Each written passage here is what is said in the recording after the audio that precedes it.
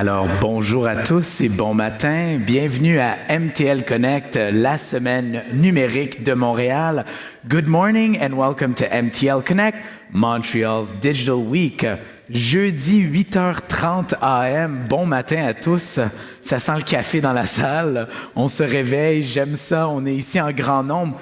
En présentiel et également virtuellement, vous êtes connectés sur la chaîne 1 de partout à travers le monde et vous nous suivez depuis le début de MTL Connect. Merci à vous d'avoir participé en si grand nombre. Nous sommes à la dernière journée de conférence. Nous allons parler d'éducation, d'innovation, de ville du futur aujourd'hui. Mais avant de débuter cette journée de conférence, de classe de maître, d'atelier, nous avons une petite note spéciale que nous aimerions souligner avec vous, ici présents dans la salle, et internautes qui nous suivez de partout à travers le monde. Alors, pour célébrer les noces transatlantiques entre Nantes et Montréal, tel que souligné par le journal Le Monde la semaine dernière, j'aimerais dès maintenant inviter Guillaume Agniorté, président du CA du Printemps numérique, ainsi que Denis Caille, directeur général de la Cité des conférences de Nantes. On les applaudit. Quelle foule en délire! À 8h30. Merci Armand. Denis, bonjour. Bonjour. Bienvenue à Montréal. C'est pas la première fois. Oui, oui. Septième. Tu dois connaître mieux que moi. Alors, bienvenue à Denis, bienvenue à la délégation nantaise qui est venue, je pense, en très grand nombre. Vous êtes 40. 40. Dans l'ensemble des 38, événements qui ont lieu à Montréal. Et puis, nos amis aussi qui vont tout à l'heure nous présenter le manifeste et avec qui on a passé du bon temps. Alors, moi, j'étais moi-même à Nantes il y a à peu près un mois pour lancer le manifeste en votre compagnie. En compagnie de Francky Trichet, c'était vraiment un moment très agréable, de la mairesse aussi, qui était la mairesse de Nantes, qui était présente avec nous. Alors ce manifeste, écoutez, c'est un travail, je pense, assez éloquent, vous allez avoir le plaisir d'en savoir plus. Mais je pense que c'est important de rappeler à quel point pour nous, et nous au printemps numérique, ce qu'on appelle l'intelligence numérique est au cœur de notre réflexion. C'est l'intelligence numérique qu'on définit comme un bien commun qu'on doit bonifier, partager, qui doit être source de collaboration et qui doit nous engager collectivement vers un numérique durable, souhaitable, rassembleur, partagé. Et c'est pour ça que lorsqu'on parle, nous, de cette intelligence-là, lorsqu'on crée des événements, lorsqu'on se réunit, qu'il est important, effectivement, de créer une interaction entre les industries, entre les entreprises, entre les individus, mais c'est aussi de ne pas oublier toutes ces populations qui sont plus éloignées culturellement, géographiquement, socialement, économiquement, et de faire en sorte qu'elles participent et qu'elles bénéficient de cette intelligence numérique-là. Et je crois que c'est le sens du travail qui a été livré par ce collectif de jeunes Nantais, Montréalais, à la fois jeunes professionnels, jeunes étudiants, qui ont, à travers ce projet de coopération, qui, je pense, souligne bien aussi le lien unique qui nous unit, on réfléchit à ce numérique de demain. On réfléchit à ce que pourrait devenir cette vision qu'on a d'un numérique dans notre vie de tous les jours. Et je crois que c'est très inspirant de les entendre. Parce qu'ils posent des questions sans détour, ils sortent des lieux communs. Et pour nous, c'est une façon aussi de s'engager vers, je l'espère, un numérique souhaitable, un numérique durable. Alors, c'est un beau travail de collaboration, je pense, qui a été fait aussi avec le soutien du ministère des Relations internationales à travers des programmes de coopération. Alors, c'est très important qu'on en ait. Et on est très fiers de vous accueillir. On est très fiers que le Printemps numérique ait pu porter ce projet-là. Et on est très fiers de l'avoir fait avec nos amis nantais. Denis. Merci. Quelques mots sur la délégation. C'est une délégation en effet qui se renouvelle chaque fois qu'on vient, mais une partie des acteurs sont les mêmes, une partie sont des nouveaux intervenants. Elle est très pluridisciplinaire, ce qui est une vraie chance et une vraie richesse pour nous, mais aussi, je pense, pour Montréal. On a le Muséum d'histoire naturelle qui est présent, la collectivité des entreprises, il y a Atlangame, il y a les acteurs qui ont travaillé sur ce fameux manifeste qui est un vrai sujet. Ce que je disais hier à Mehdi quand on avait notre interview ensemble, c'est que moi je pense qu'on est arrivé à une phase de basculement, alors qui est lié en matière de numérique à ce qu'on vit actuellement depuis des mois et des mois. Alors il y a eu le Covid qui a déjà été une sorte d'amorçage, d'accélération Dans l'usage du numérique, je pense qu'il y a 3-4 ans, il y a beaucoup de personnes qui n'utilisaient jamais la visio, qui ont découvert brutalement la visio, mais en fait, on s'est rendu compte aussi, et j'en parle d'autant plus que je suis directeur de la Cité des Congrès à Nantes, que on a eu pendant quelques mois le sentiment que plus rien n'allait se faire en présentiel et que le numérique allait absorber finalement l'ensemble des activités de tout le monde, que les gens allaient rester chez eux derrière leur écran et que finalement on aurait presque eu intérêt à ne plus ouvrir des palais de congrès, que ce soit à Montréal, j'en parlais hier avec Emmanuel Legault, ou à Nantes, et finalement c'est tout l'inverse qui se produit. Et tout l'inverse, ça veut dire que le numérique devient un complément utile au présentiel, mais on n'est plus non plus sur le même numérique pour demain, parce que tout simplement, la crise internationale, la crise sanitaire a eu son effet, mais la crise internationale qu'on vit notamment en Europe nous fait prendre conscience que on peut plus. Et puis alors, il y a la crise climatique qui se rajoute à la crise internationale en Ukraine, nous fait prendre conscience que on va basculer sur une autre manière de faire du numérique. Alors, il y a les sujets liés à la sensibles, liés à la protection des données, il y a le sujet lié à la protection des personnes, il y a le sujet du caractère stratégique des outils numériques lorsqu'on est en conflit.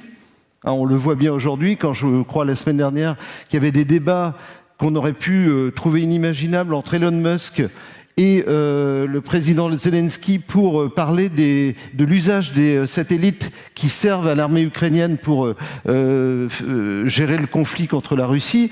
C'est un acteur privé, il faut se rendre compte de ça, qui négocie avec un État éventuellement son soutien pour réaliser des interventions sur le terrain. Et on voit bien qu'on n'est plus du tout sur les mêmes critères d'usage du numérique. Puis alors, il y a le sujet du climat, qui devient un vrai sujet, sans parler du social. Le climat, le numérique, on prend conscience d'une manière assez immédiate, finalement, qu'il participe à la dégradation de la planète. Et donc, il ne faut plus faire du numérique comme on l'a fait pendant des décennies et des décennies.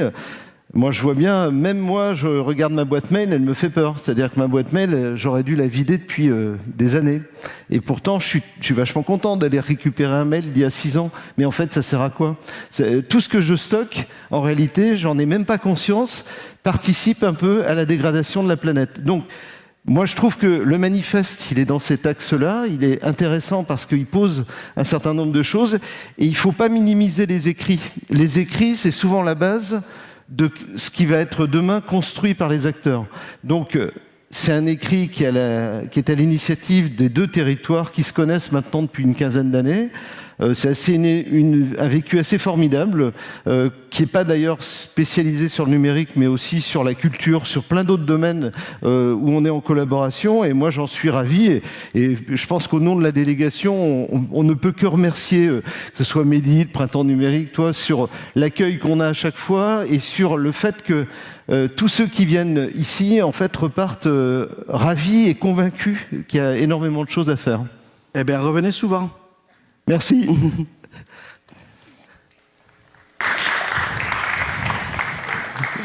Merci. Alors, merci beaucoup, Denis et Guillaume. Alors, j'aimerais tout de suite vous présenter cette délégation. Et pour le faire, la délégation nantaise, j'aimerais inviter les professeurs Raphaël Suire et Thierry Beaupré-Gagnon. On les accueille. Bonjour, messieurs. Bonjour. Merci bien. Bonjour. Bon matin tout le monde. Un grand merci de vous être levé si tôt pour découvrir ce projet futuriste. J'aime bien l'idée du collectif. Il y a un an, en fait, Mehdi Ben Boubaker était à Nantes Digital Week à Nantes, et puis il y avait Francky Trichet à l'initiative de la Digital Week. Puis on s'est un peu réunis. Mehdi était déjà venu avec 4 jeunes Montréalais bien remontés, là, qui avaient envie d'en découdre avec le futur. Et puis, il s'est agi de réfléchir à ce que pouvait être un socle de valeurs partagées entre les 2 villes et qui pouvait s'initier dans un objet qui n'avait pas vraiment de forme définie à cette époque-là, avec 4 ou 5 jeunes Nantais qui allaient aussi co-construire et faire émerger finalement ce qui rapproche les 2 villes. Alors, on a travaillé en mode un peu co-design. On s'est retrouvés des 2 côtés de l'Atlantique pendant 1 année, avec l'aide d'une facilitatrice qui nous a aidé à construire un peu et à faire émerger de l'intelligence collective de tout ça.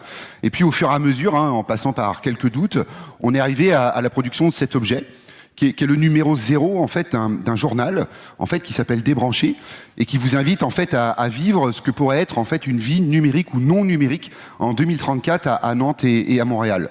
Alors évidemment, c'est le regard de jeunes qui ont tous moins de 30 ans, qui tous ont travaillé et ont contribué à leur niveau, avec leur volonté et leur énergie à la production de ce document. Alors on n'en sait rien, on espère bien peut-être que derrière le numéro 0, il y aura un numéro 1, et puis quelque chose qui pourrait prendre une autre forme, et qui serait à nouveau coproduit par les deux villes, et puis peut-être élargi à la francophonie numérique.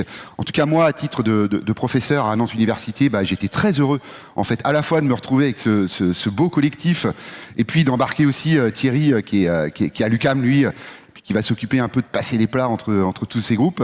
Mais en tout cas, merci d'être là encore, et puis on a hâte de vous présenter ce qu'il y a à l'intérieur du journal.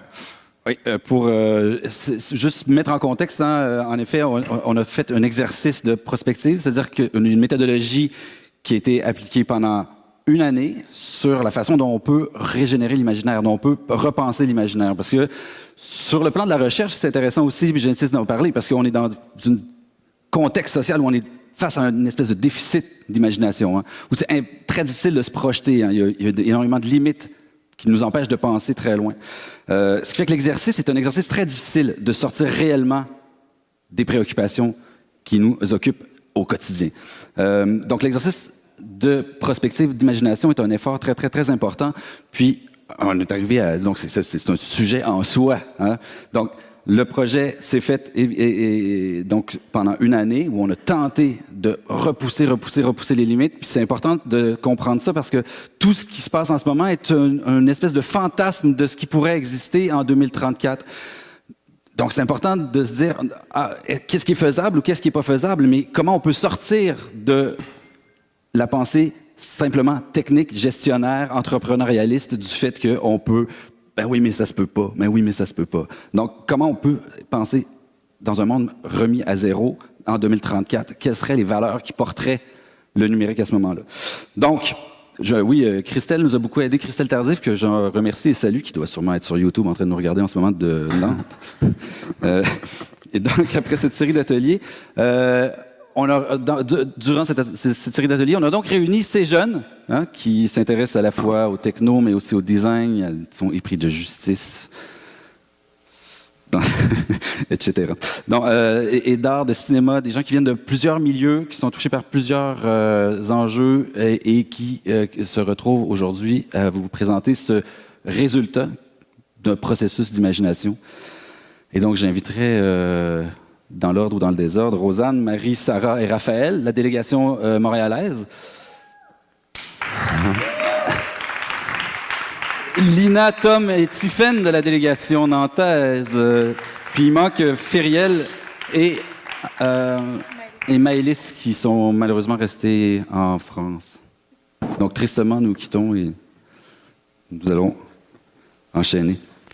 Donc, comme vous pouvez le constater sur ce manifeste, la première image, c'est celle d'un champignon sur un ordinateur. Champignon, métaphore, évidemment. Pourquoi cette métaphore du champignon, Raphaël? Alors, donc, pourquoi le champignon? En fait, le champignon est apparu comme un symbole des valeurs qu'on comporte comme équipe. C'est un symbole des liens symbiotiques qui permettent d'assurer la vie et la survie d'organismes vivants dans des écosystèmes complexes comme ceux de la forêt, en fait comme la planète entière. Cette image-là nous a permis d'imaginer les valeurs du numérique à l'horizon 2034.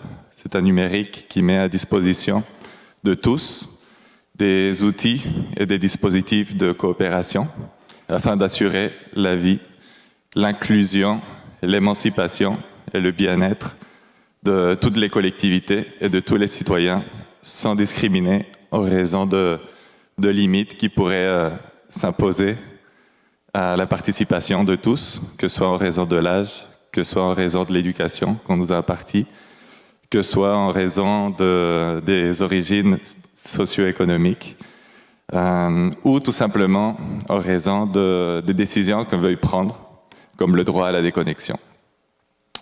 Enfin, ce numérique qu'on imagine en 2034 est aussi un numérique qui est au service d'autres grandes choses. Peut-être la principale, c'est un numérique qui s'insère dans une logique et en cohérence avec les défis de transition socio-écologique juste, c'est-à-dire un numérique qui reconnaît son action dans les limites des ressources planétaires, puis est aussi un numérique qui prend sa force de l'intelligence collective afin de répondre aux enjeux qui nous attendent. Merci, Tiffany. La métaphore du champignon a aussi une portée technologique, peut-être. Non? Oui, tout à fait. Comme l'a dit Raphaël, il y a vraiment cette logique d'interdépendance et de coopération organique. Et cette logique nécessite de la coopération. Et qui dit coopération dit communication. Et pour le champignon, ça passe par le mycélium, qu'on a utilisé comme analogie notamment pour représenter les câbles sous-marins qui nous permettent de communiquer à travers la planète et qui nous a permis de faire tous ces zooms pour construire ce manifeste.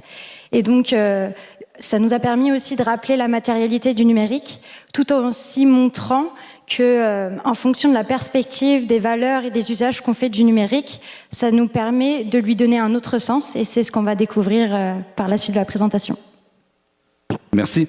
Il y a ce côté éditorial donc du manifeste qui est aussi basé sur, on le rappelle, une série de voyages fictifs. L'idée de voyage fictif nous a amené à visiter des pays qui seraient en 2034 aussi, auraient des pratiques numériques différentes, n'est-ce pas, Rosanne? Absolument. En fait, en 2034, voie matinale, on peut s'imaginer qu'on aura voyagé à travers le monde pour collaborer mieux sur le futur du numérique. Donc, en fait, de voyager, par exemple, en Afrique ou en Asie, aussi bien que dans d'autres territoires du Canada, pour mieux travailler ensemble. On découvre des innovations qui permettent en fait d'améliorer l'accessibilité, drôle d'erreur, l'accessibilité, au numérique. Donc, on sait que le Canada a un accès au numérique assez inégal là, sur son territoire. Entre les pays, il y a un accès qui est aussi inégal. Puis, en fait, ces voyages-là visaient à améliorer l'accessibilité, à réduire les inégalités entre ces accès, mais en réfléchissant aussi à des innovations qui nous permettent de pas augmenter notre empreinte environnementale numérique, mais de réfléchir ensemble à comment le numérique peut être une ressource commune qu'on partage et non qu'on s'approprie en Occident avec nos applications. Merci. Donc, autour de ces voyages-là aussi, ce que ça a permis de faire, c'est de faire émerger des espèces de prises de conscience, de choses auxquelles on n'était pas nécessairement apte à réfléchir dans notre perception du numérique. N'est-ce pas, Lina? Oui. Alors, ce qu'il faut savoir, c'est que déjà, cette aventure, ça a été un défi pour moi parce que je suis pas du tout chercheuse, étudiante ou bien même professionnelle dans le domaine du numérique.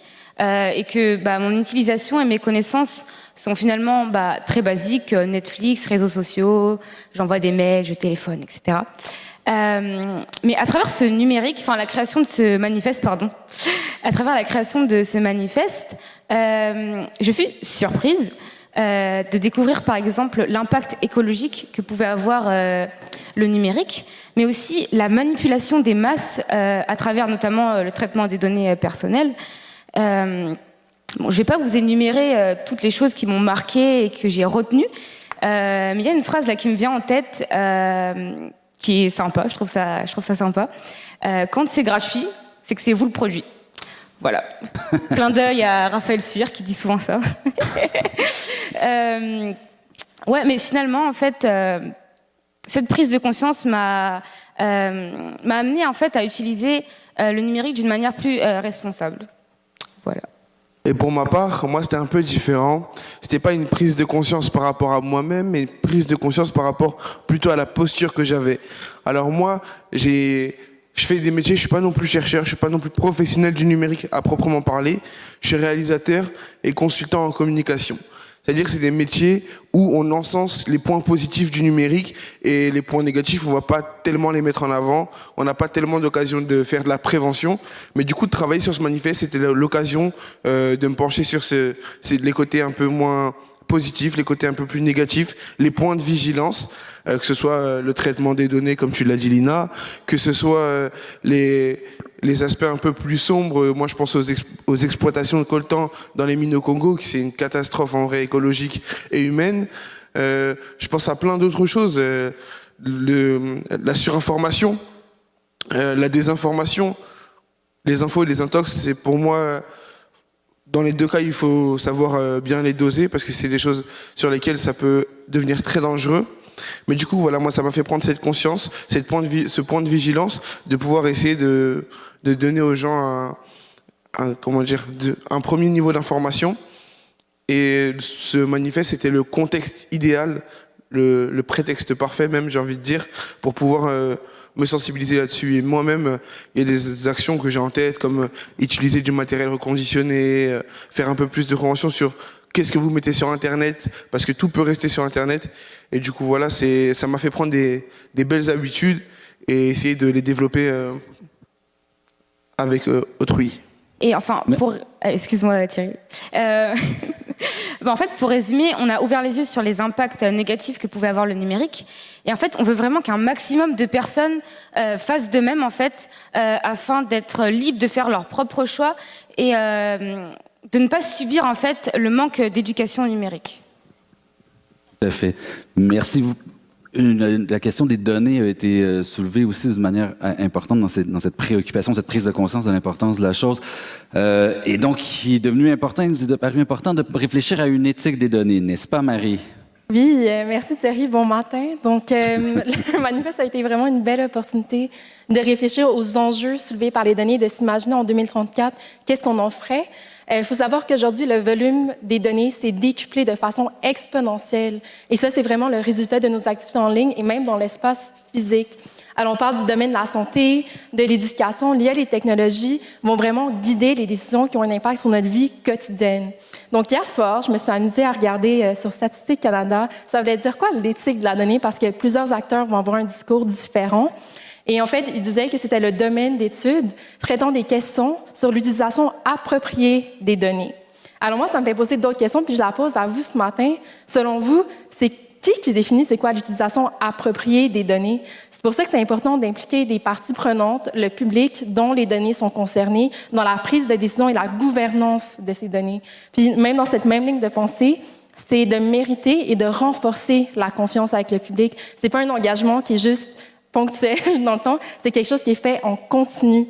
Donc, j'aimerais vraiment qu'on vous ouvriez ce manifeste de penser aussi en 2034, qu'est-ce qu'on va faire de ces données, qui va prendre les décisions sur les données et comment elles seront prises aussi. En effet, et puis le manifeste soulève cette question-là de la gouvernance des données et des parties prenantes liées aux données. Mais pour réfléchir en termes de parties prenantes, on a réfléchi aussi en termes de numérique pluriel et donc de littératie plurielle dans le numérique, n'est-ce pas, Sarah? Oui, effectivement. En fait, pour effectuer une priorisation à travers les numériques qui existent, parce qu'on s'est rendu compte que il y a plusieurs numériques, bien qu'on utilise souvent le numérique au singulier. Pour effectuer une priorisation à travers les numériques qui sont, qu'on pourrait dire, souhaitables, puis qui agissent pour le bien commun, mais il faut quand même avoir un certain degré de littératie, non seulement sur comment le numérique fonctionne au niveau des outils, mais aussi tout ce qui soutient notre utilisation, puis les systèmes, donc notamment comment sont fabriqués le matériel, d'où ça vient, quel est le modèle économique derrière. Donc, quand on a un niveau de littératie suffisant sur comment ça fonctionne, mais aussi comment ça fonctionne à un niveau un petit peu plus systémique, on peut effectuer une priorisation collective de ce qu'on veut faire du numérique. En effet, puis cette question-là de littératie va nous amener naturellement à réfléchir à propos d'une éducation numérique plus large.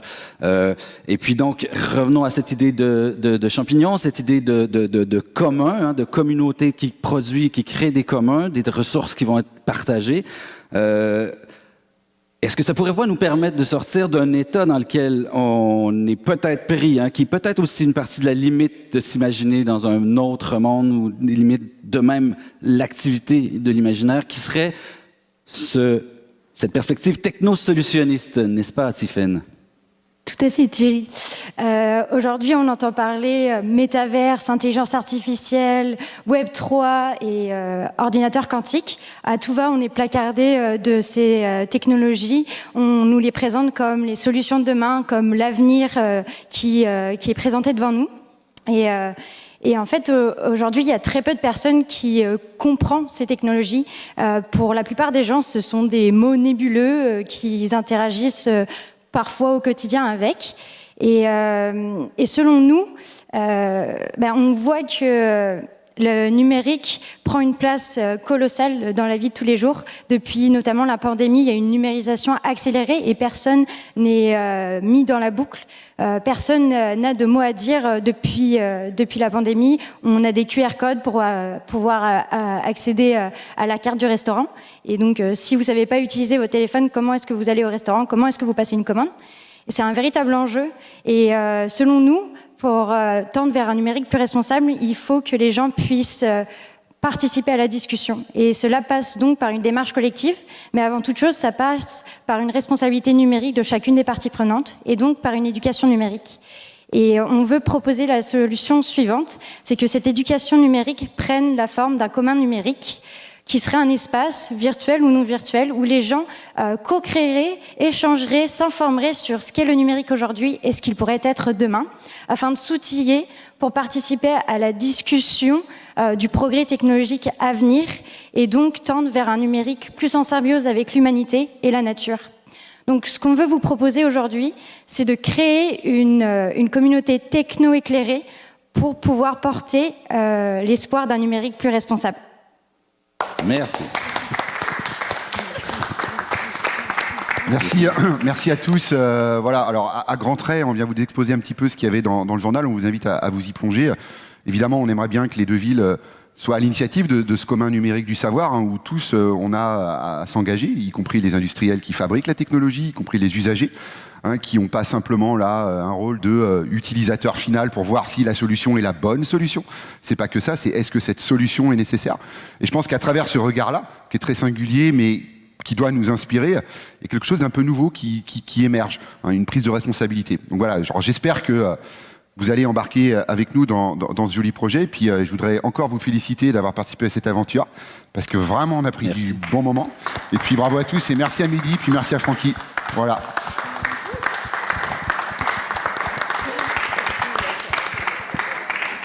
Ciao. Ah. Ok. Fermez les caméras. Merde. Allez.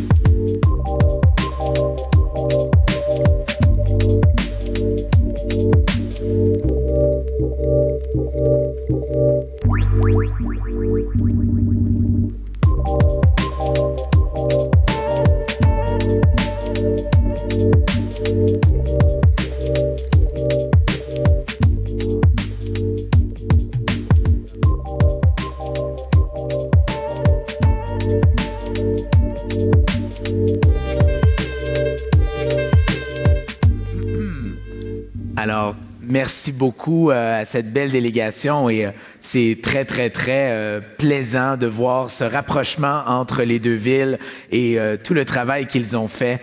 Et merci d'être ici et surtout d'être descendu nous voir à Montréal, all the way from Nantes. Alors, merci beaucoup. On va rester dans la salle. Dans quelques instants, nous allons partir avec la prochaine conférencière. Alors, on se retrouve dans quelques instants. À tout de suite.